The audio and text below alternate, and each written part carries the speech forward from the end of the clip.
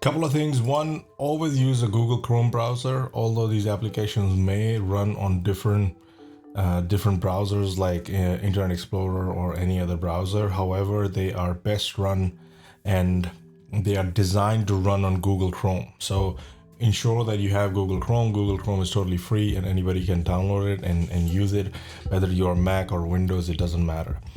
I'll just quickly zoom in a little bit and show you, walk you through every little screen that we have here. So the first thing that you see here are blue cells. So all blue cells are input cells, and all black cells or gray cells, you don't have to change anything.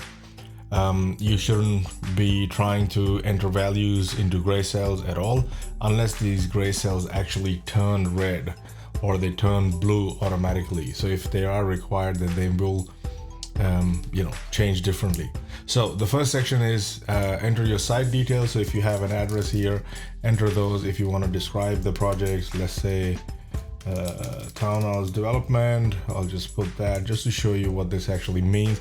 So once you do that, nothing happens up here, but if you press the save and refresh button, you'll see that it will start combining the address with the description right at the top, and that follows through into the summary sheet as well. So right here, so summary sheet is where there are no inputs required, and it is just a summary or the report for all the feasibility that you've done. It summarizes all assumptions that you made for that feasibility.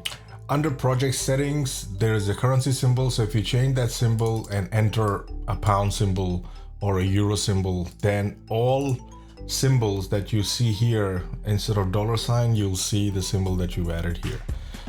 Unit of measurement, so we refer it to as UOM, which is a unit of measurement, which can be meter square or square feet. So select the one that you want.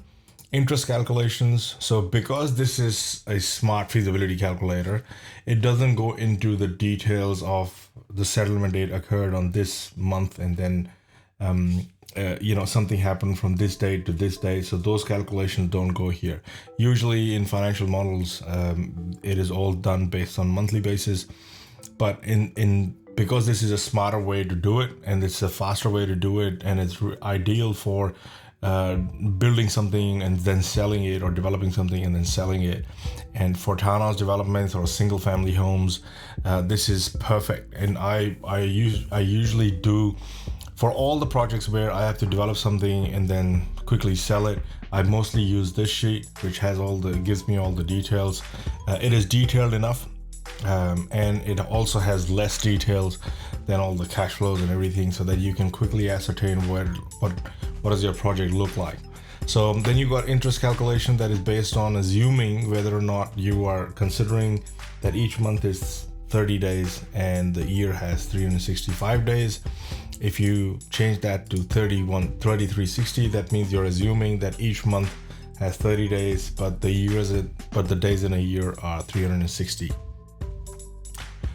Tax obligations. Now, if you don't have tax, for example, if you're in US, just select NA, which is not applicable, and then this won't matter what GST rate you've got, but just in case, I'll put that as 0.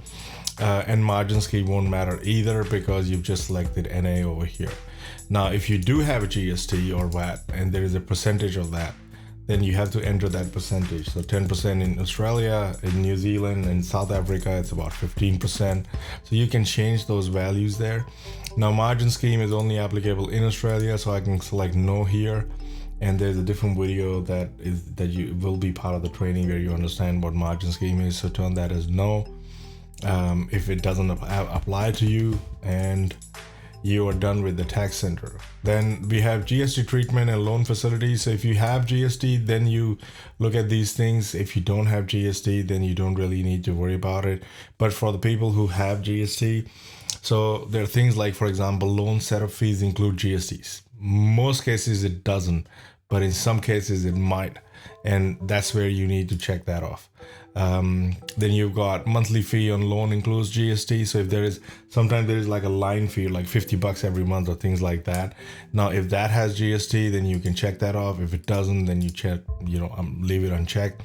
And calculate GST on interest. that never ever happens, but there is an option here that you can check or uncheck here. Mostly you will find 99.9% of the cases, all of these boxes will remain unchecked.